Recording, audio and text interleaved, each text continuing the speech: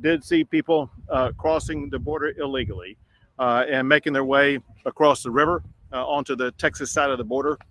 We saw an ICE detention center as well as other holding facilities. And obviously we are at this location now. In my briefing, I had the opportunity to speak to leaders at national local levels. I do want to thank people who are with us here today. They include the Director of the Texas Department of Public Safety, Steve McCraw, General Norris, the Adjutant General in charge of the National Guard in the state of Texas, as well as the National President for the Border Patrol Council, Brandon Judd. I thank them for being here, but also especially for our state team members for their leadership in the Texas Operation Lone Star. Let me begin by making one point very clear. There is a crisis on the Texas border right now with the overwhelming number of people who are coming across the border. This crisis is a result of President Biden's open border policies. It invites illegal immigration and is creating a humanitarian crisis in Texas right now that will grow increasingly worse by the day. In getting information in my meeting with the Border Patrol, I learned these things. And that is one of the reasons for this crisis that has led to a dramatic change in just a few months is the change in policy. There was a policy that people who had come across the border illegally would be returned across the border. And there was also the Remain in Mexico policy. With the elimination of those policies, that led to a dramatic increase in the number of people coming across the border. Second, the Border Patrol told me that they did inform the Biden administration and let them know that this influx was coming. So it's not as if the Biden administration didn't know about it, and it's not as if they didn't have time to get prepared for it, but it is clear they are completely unprepared for what is going on the border now, and they're going to be even more unprepared for what will be happening in the coming months. What the Border Patrol told me, and this is actually part of the cartel strategy, because of the volume of people coming across the border, the Border Patrol that makes the arrest, they have to engage quite literally in babysitting. And while they're doing babysitting, that provides an opportunity for the cartels to be able to bring other people across the border illegally. More about the cartels in a second. Two factoids that the Border Patrol shared with me. Just this calendar year alone, there have been more than 800 criminal aliens apprehended. Those were criminals, violent criminals, who had been previously arrested in the United States and deported, who came across the border again. Among those included 78 sex offenders and 62 gang members, including gang members from MS-13. And know this, cartels, they are ramping up trafficking across the border. They're exploiting women and children, and they are overwhelming Border Patrol resources. The Border Patrol has made very clear to me the way this strategy works. The cartels, they are involved in every single one of these border crossings that we see. But more important, the cartels are even more involved in the crossings that we do not see. The strategy of the cartels is to overwhelm Border Patrol agents and law enforcement officials. And when the Border Patrol agents are so completely overwhelmed, it's during those moments that the cartels will bring across the border even the more dangerous elements. It could be people who are violent criminals, or it could be people who are from what are called special interest countries. Those are countries that are raise concerns about the danger they may pose to the United States, such as people coming from countries like Iran and Iraq, China, as well as elsewhere. The cartels are quite literally being enriched because of the policies that are being used by the Biden administration. The Biden administration is helping the cartels make more money and grow more power. They are allowing smugglers who are members of cartel on the Mexican side bring in narcotic smugglers, special interest aliens, as well as drugs that include fentanyl, cocaine, and opioids. One thing that is clear from all the observations and all the information that I've been able to gather, and that is we need more ICE detention facilities in this area immediately. But the Border Patrol simply is not either given enough resources and do not have enough resources to be able to deal with this overwhelming tidal wave of people who are coming across the border. Let me be clear. Border Patrol has a role to play. The role that Border Patrol plays is they're the ones who have to make the arrest and make the detention. Then the responsibility goes to ICE. It is up to ICE to detain, to test, and to quarantine anybody who's coming across the border who may have exposure to COVID. The Biden administration does not want to talk about ICE. The Biden administration is joining together with progressives, pretending that ICE is going to go away or be eliminated. ICE is essential in this entire process, and we expect the president and the Biden administration to step up, fully fund, and actually add additional funding to the ICE program, as well as provide ICE with every tool and strategy they can provide them to make sure that they're going to be able to play the role they must play when people do come across the border.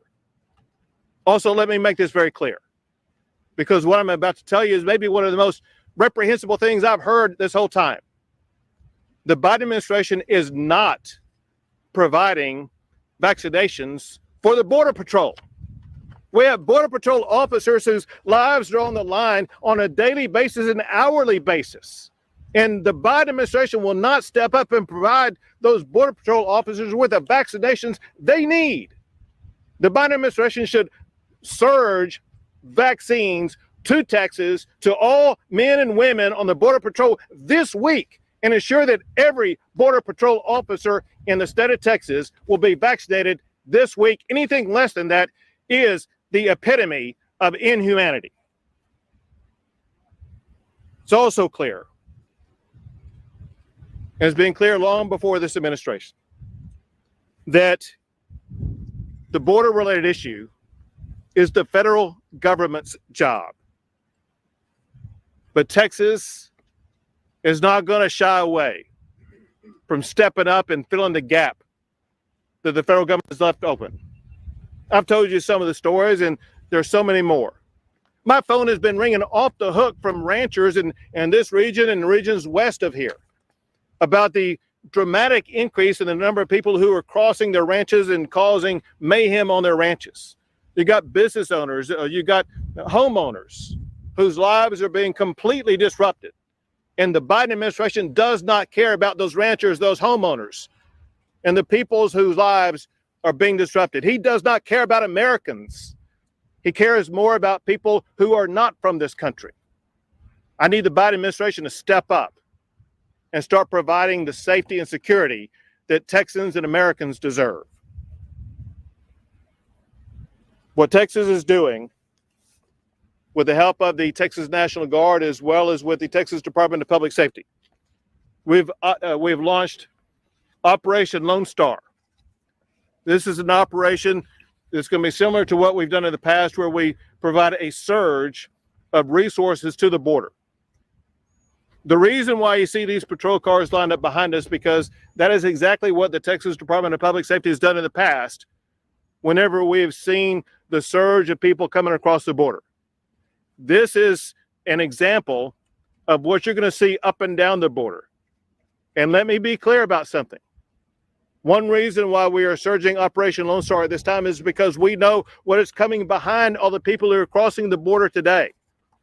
And that is the caravans that are seeking to come here. And Texas is sending a message to any caravan and to any cartel member. We're ready.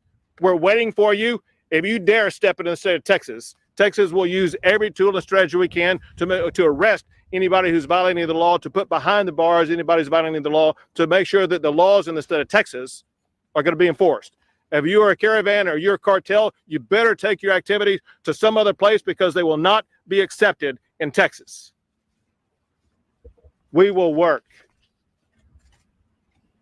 to step up and try to fill the gap that the federal government is leaving open by making sure that we deploy every resource, whether it be Texas Department of Public Safety, National Guard, whatever we need to do. Texas is going to fight for the safety and security of our state. To help provide you more information about that, I will call up now the director of the Texas Department of Public Safety, Steve McCraw. Governor, thank you for your leadership. Clearly, make no mistake about it. The cartels, as the governor said, are trying to exploit Border Patrol by overwhelming them. When they do, they move methamphetamine, cocaine, marijuana, heroin between the ports of entry, plain and simple. And they move ammunition and weapons south, and they also move cash south. It's plain and simple. And there's no question that Border Patrol, properly resourced, properly staffed, equipped with the right equipment and technology, can secure the Texas-Mexico border. As the governor said, it's a sovereign responsibility of the federal government to do so. In the absence of that, it impacts not just in terms of Texans in the border region, but Texans everywhere, and quite frankly, everybody internationally. I mean, the cartels, if you got a drug problem in New York City, in Los Angeles, in San Francisco, or Chicago, you've got a border problem because the cartels dominate the drug and human smuggling market. And I can tell you another thing, as long as cartels are allowed to lure, to entice, to bring women and children, into the United States, they'll be preyed upon. And the depravity of the Mexican cartels is unseen by any organized crime group ever. And what they do, the brutality, would shame ISIS in that regard in terms of what they do. They're a domestic security threat to the government of Mexico. They're the enemy of Texas. They're the enemy of the United States. Governor, thank you for your leadership. Thank you. And now, Tracy Norris, the Adjutant General of the Texas National Guard. Thank you, sir. Currently, the Texas Military Department, your Texas. Step over to the middle a little bit. Sure. I didn't right in front of you. You're fine. We are deploying over 500 soldiers at this time. We are going to be in support of the Texas Department of Public Safety. We will be doing observation posts along the area that DPS designates for us. Currently, we already have planners embedded with DPS, and we currently have soldiers already training for these events in order to establish observation posts later this week. We have been supporting the border for our governor and then for our federal and state partners for over 15 years. Actually, over 100 of the soldiers that are going to be on this mission came off of the border at the end of last year, so we already have experience there again. And one last thing I'd like to do very quickly is I'd like to thank the employers of our citizen soldiers for everything that they've supported them to do over the last year, which includes our COVID response to hurricanes, and even response to last winter weather. So I want to thank the employers and their families for supporting our Texas citizen soldiers. And we are Texans supporting Texans. Thank you, sir. Thank you, General. And last will be the National President for the Border Patrol Council, Brendan Judd.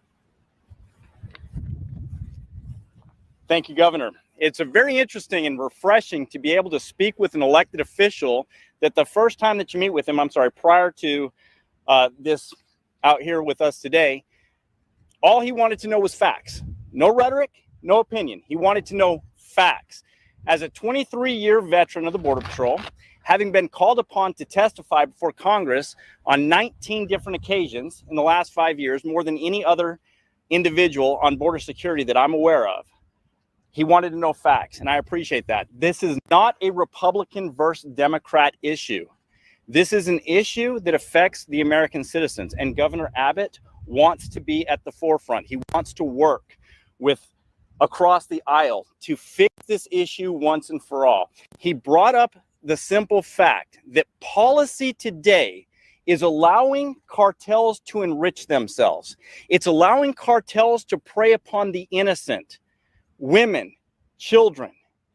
Cartels, because of current policy, are allowed to go into countries like Guatemala, El Salvador, Honduras, and they're allowed now, because of policy, to advertise their services, encourage women and children to put themselves in the hands of these dangerous individuals that Commander McGraw talked about. We're seeing the abuse, we're seeing the rape, we're even seeing the murder of these innocent individuals because policy is allowing them to generate profit. Our policy should be about the American citizens, the U.S. citizens, and its protection. When we look at that, there are simple solutions. We saw under the Trump administration, the migrant protection protocols, the Remain in Mexico policy, it drove illegal immigration to 45-year lows. It cut into the criminal cartel's profits. Now that the MPP has been done away with, without replacing it with a policy that would address the same issue, has caused illegal immigration to explode. We have reintroduced that magnet that invites people to come here to the United States illegally. This is not about legal immigration. Simply put, the Biden administration, if he wants to call the migrant protection protocols inhumane, there's other things that he can do. Hire judges, adjudicate the asylum process immediately, allow those individuals that have a legal claim to be in the United States to stay in the United States. Deport those that do not have a legal claim. Hold these individuals in custody. Get rid of what has been dubbed the catch and release program. That is what draws people to cross the borders illegally. That is what is causing the innocent people to put themselves in the hands of these dangerous cartels. Work with the governors like Governor Abbott, who cares deeply, and I have had the opportunity to speak with him on multiple occasions.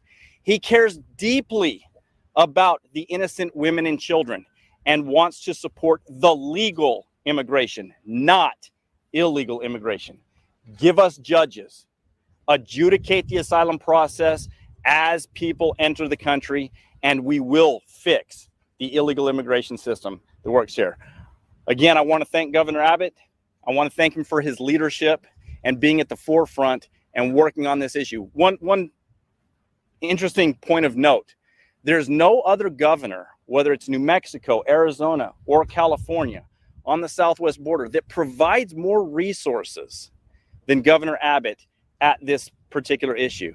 He targets this issue because he understands the importance to the Texas people and what it means to secure that border that is right there. Again, Governor, thank you very much. Thank you. We're going to take questions here in a second. 1 second. I want to talk about two other facts real quick, and y'all come on up here. Two other facts.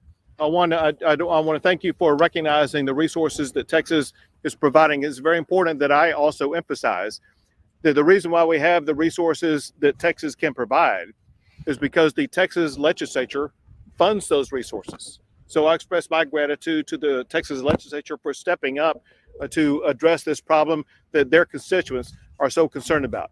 The last fact is this. I was told this in our meeting earlier, and it shows you how much the problem has escalated this year. I was told that in all of last year, in the Rio Grande Valley sector, there were about 90,000 apprehensions. I was told that already this year, in just January, February, and half of March, there have already been 108,000 apprehensions. And so you can see that we are on a scale where it's going to more than double or triple or maybe quadruple or quintuple the number of apprehensions made just in the Rio Grande Valley sector alone because of the new policies of the Biden administration. With that, I'll take a few questions. Are you going to send federal government offer to use grant money for COVID tests for migrants?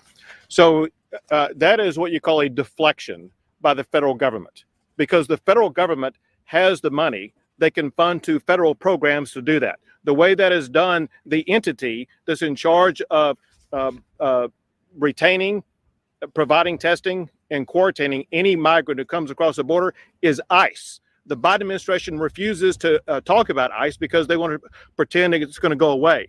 But they can provide that funding, the testing supplies, and equipment directly to ICE, and it's ICE that administers those tests while the people who are here illegally are in holding. And I fully expect the Biden administration to stop playing word games and stop and do their job.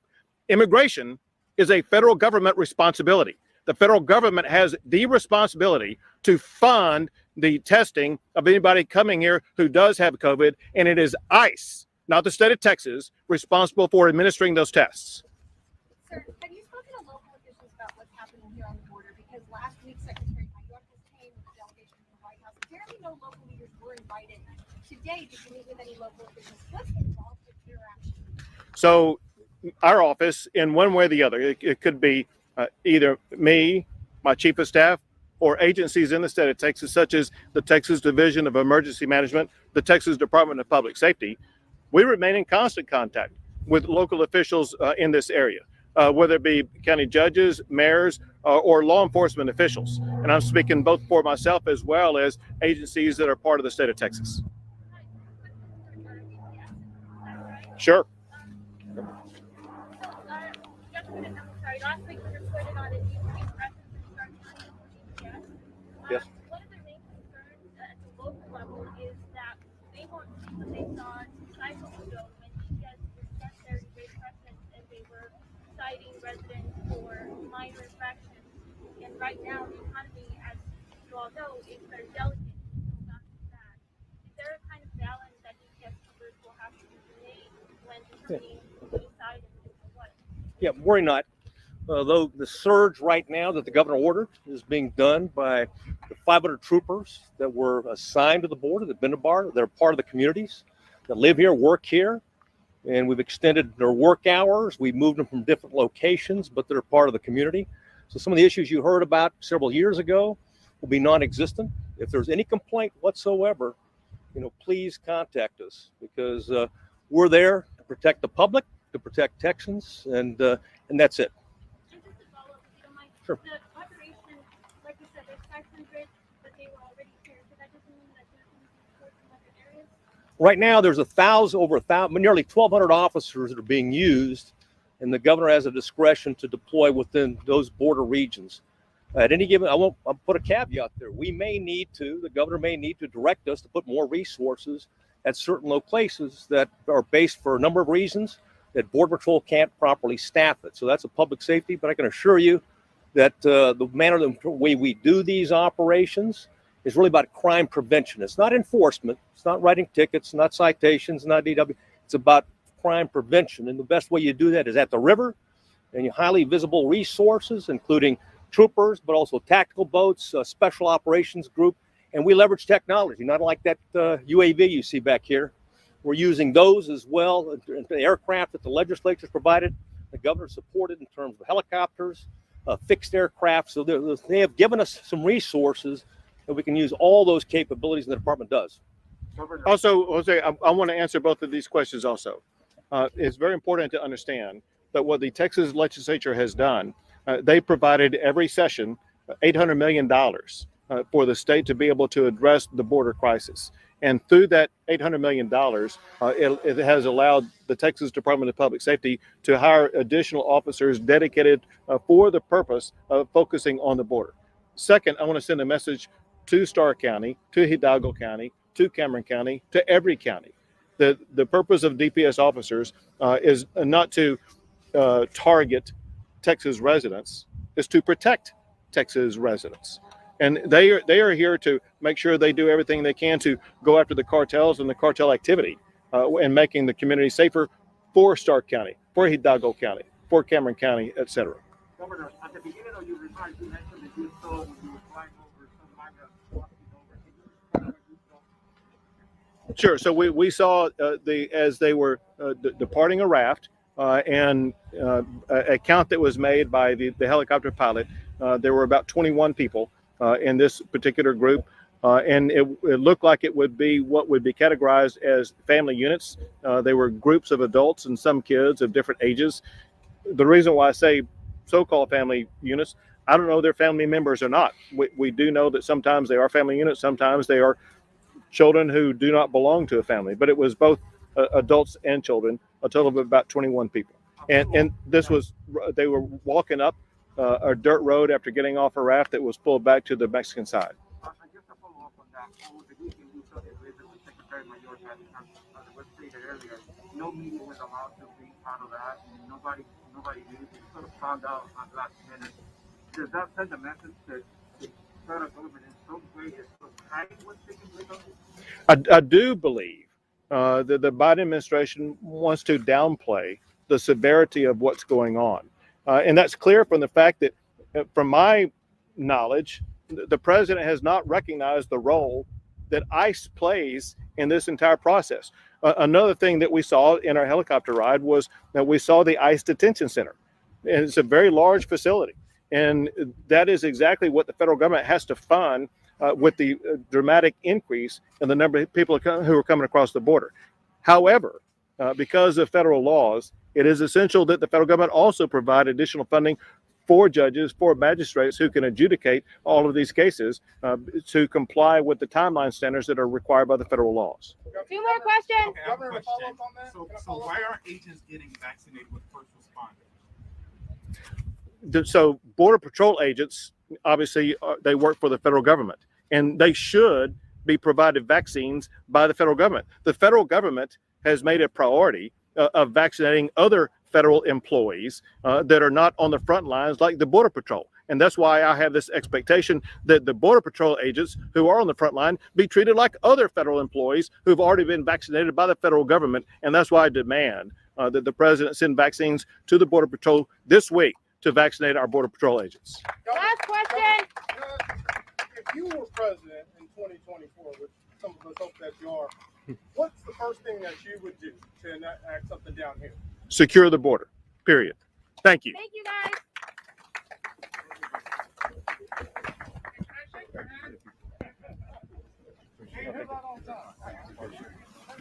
General. Always good.